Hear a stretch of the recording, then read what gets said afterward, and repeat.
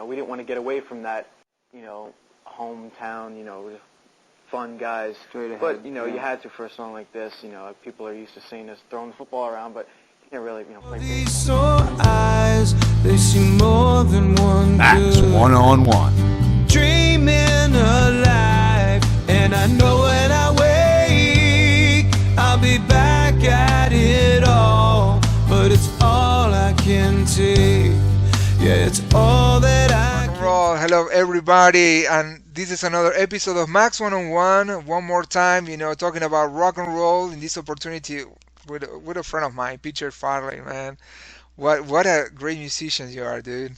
How you doing? Go on. How you doing? No, keep going.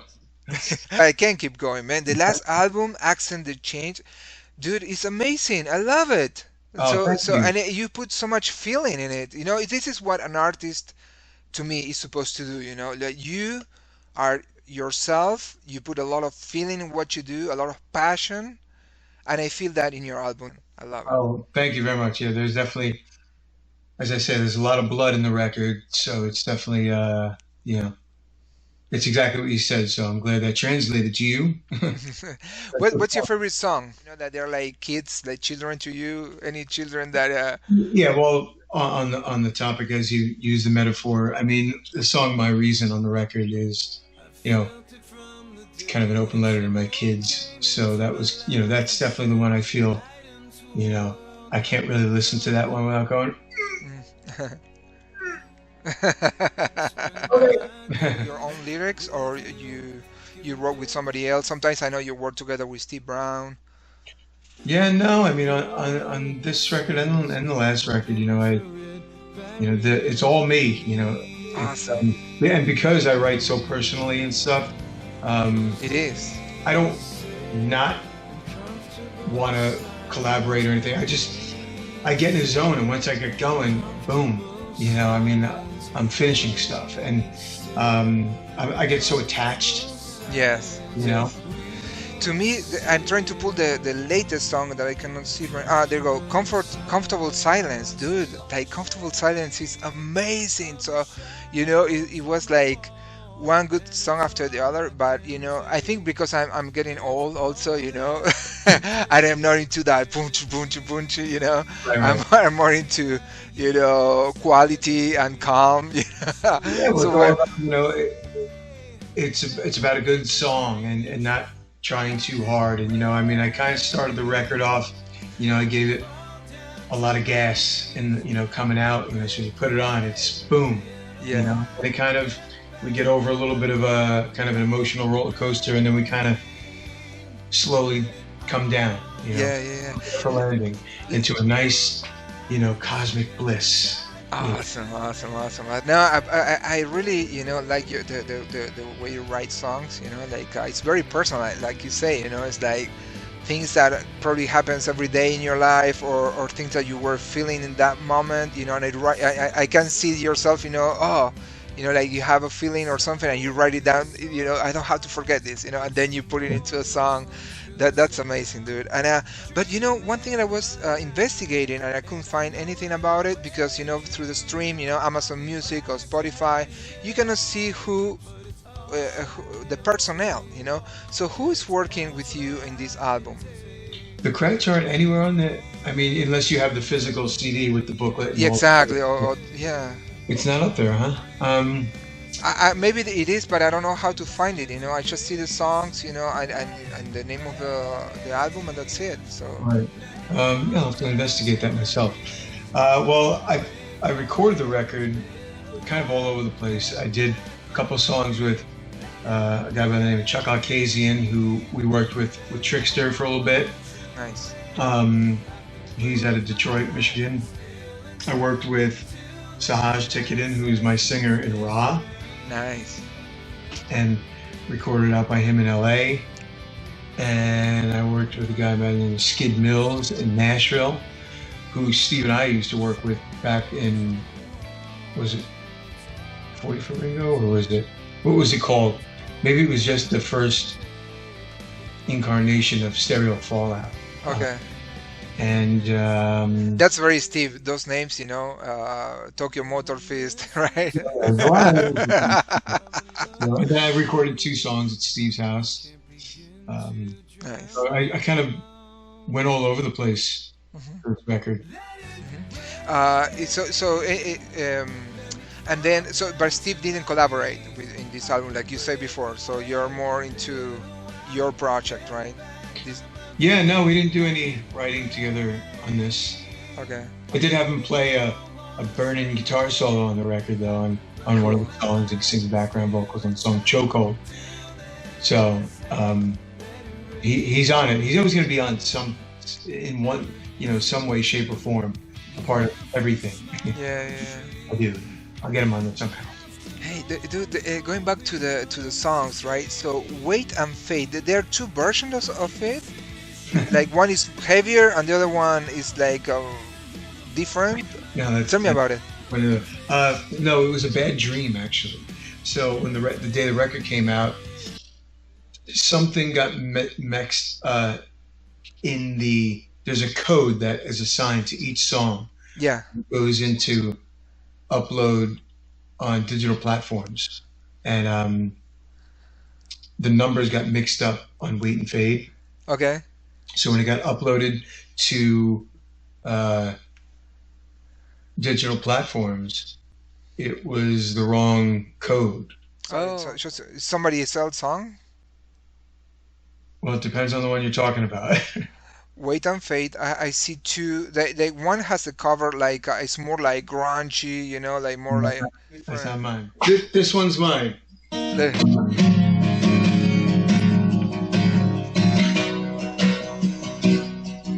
I can see straight when I'm looking down into the floor with my head in the cloud.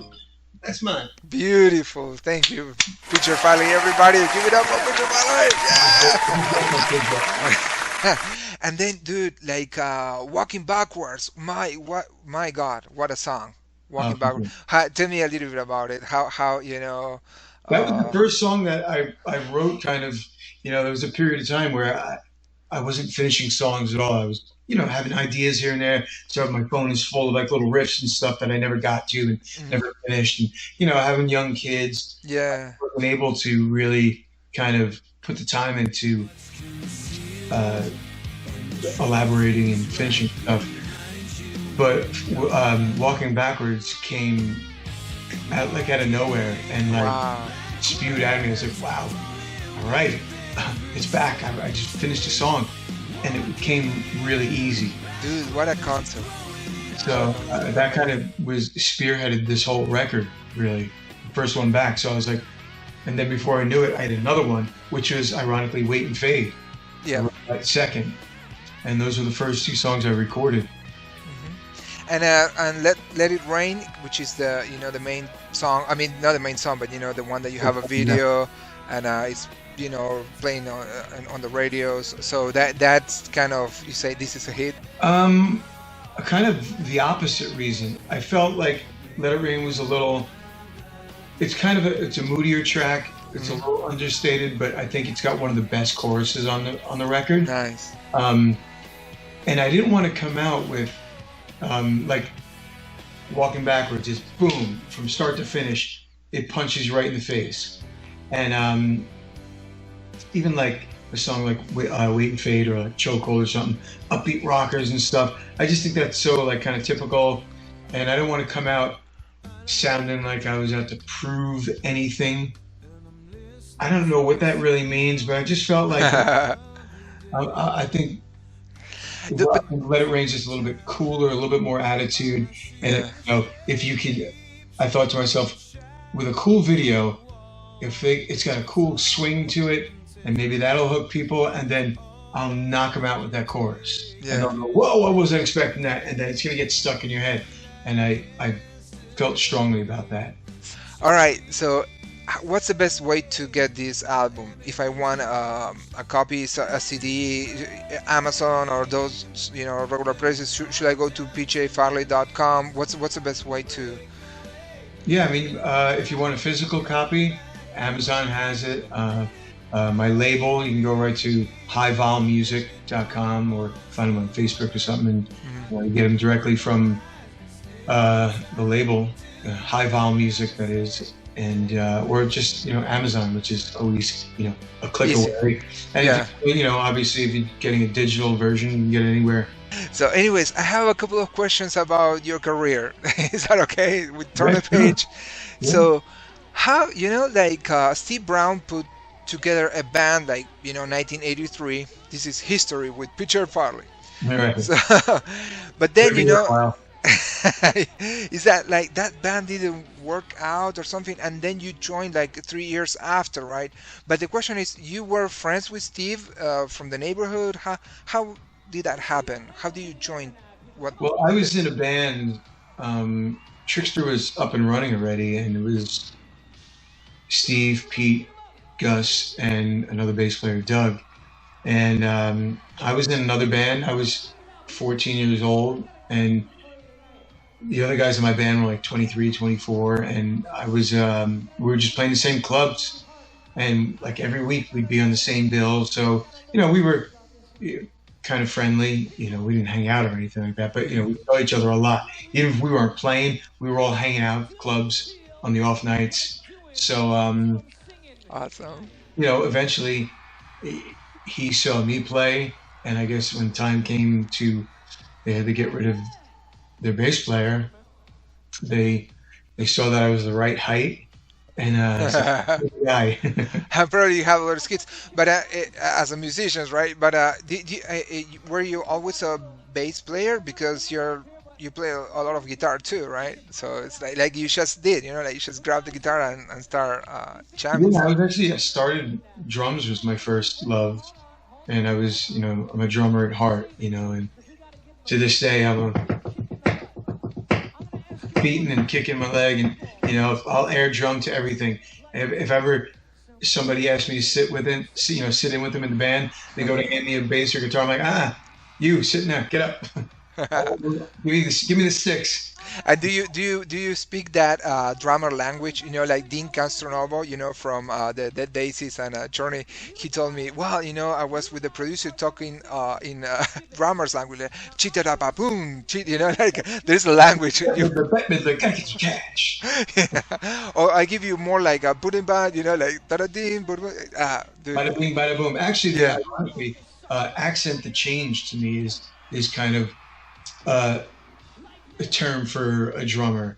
It's kind of a musical term. It's like, when you would tell your drummer, okay, we're gonna go bring you to the bridge here, accent the change somehow, giving me a splash or give me something good, letting us know we're going into this new part of the song. Yeah. It's kind of a musical phrase, but it means a lot of different things, especially this year. So, but so I speak some of the lingo, but no, that's awesome. That's awesome. Okay, we move far away, from the 80s, and we're going to closer. So Eric Martin, dude, Eric Martin to me is a genius of a song, a singer. Anyways, so okay, he picked you to be part of his tour here in the United States, right? But I have a feeling that Eric is a little bit a perfectionist. I want to put it that way, and I want you to tell me if that's correct or not.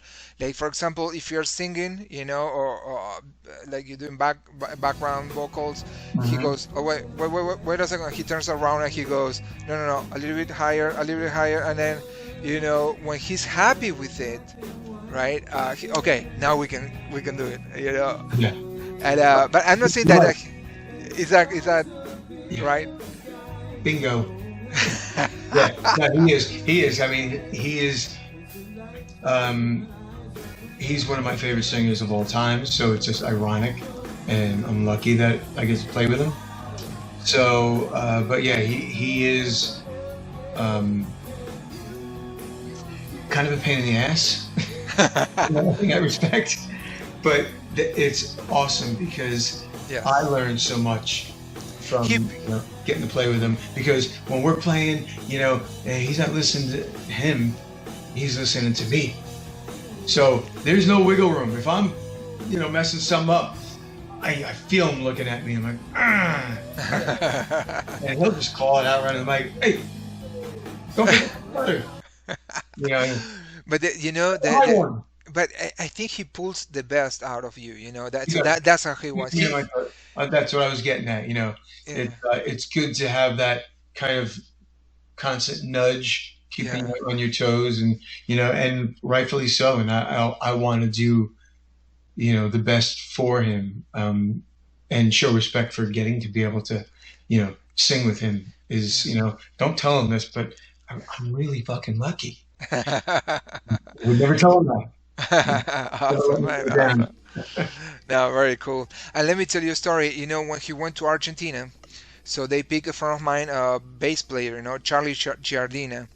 And when they were rehearsing, this is a very short time. They had to rehearse in a couple of days. So my friend was going crazy, and he say, "Listen, you don't have to hit every single note of Mr. Big because this is not Mr. Big. This is my band. This is Eric Martin's band. So it's okay if you change it, but you just follow me." And so he kind of, just to give him credit to Eric, right? So Yeah, well, he is, and he's like he said he doesn't lean on anyone to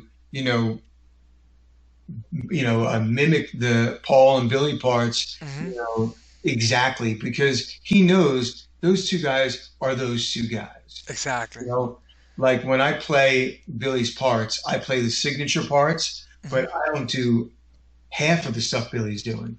Because Billy's just so fluent. He's got such a vocabulary that he's just all over the place. And I just don't play like that. Exactly. I love listening to it, and it's amazing.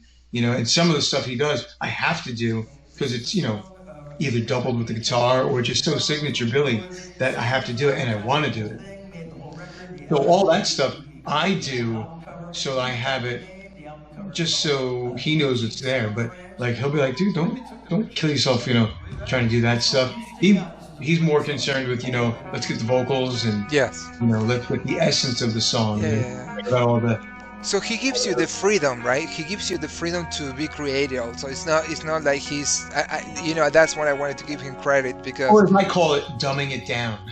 I wouldn't change parts or make up my own parts in it. Yeah. But I can leave things out that sometimes he doesn't even think is necessary. Very cool. So I mean, as long as the key things are in there and we all know what those are, a lot of stuff that goes under the radar that doesn't affect the song if it's not there.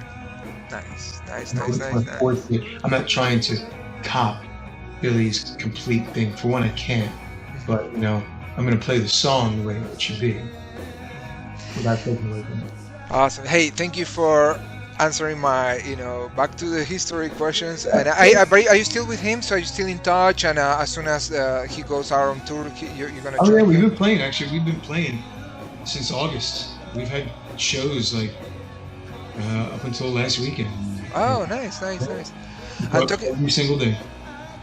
Awesome. And talking about shows, you have 2 upcoming shows. One is in November in Maryland. The other one in December in New Jersey. You chose the road you find alone. If only you were here and you were home. The Globe in Berlin, Maryland on November 21st. I'm going to be kicking out the acoustic jams from my new record and my last record and whatever other record. Debonair Music Hall on December 12th. It's not so free, but what's a couple bucks between friends, right? Limited capacity, all that jazz and stuff. But, come on, man, let's have a good time. Rock and roll.